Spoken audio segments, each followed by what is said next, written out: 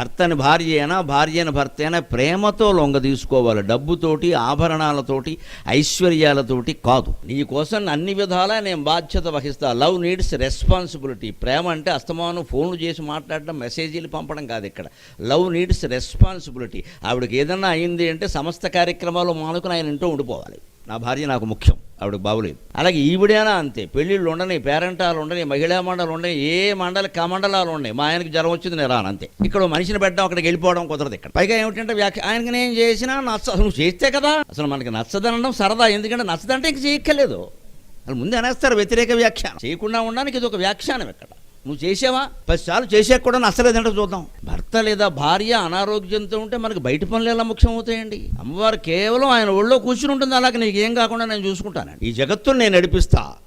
ఒకే ఒక్క పని, నీ ఆనందం కోసం, భర్త ఆనందం కోసం. నువ్వు ఆనందించడమే నాకు కావాలి.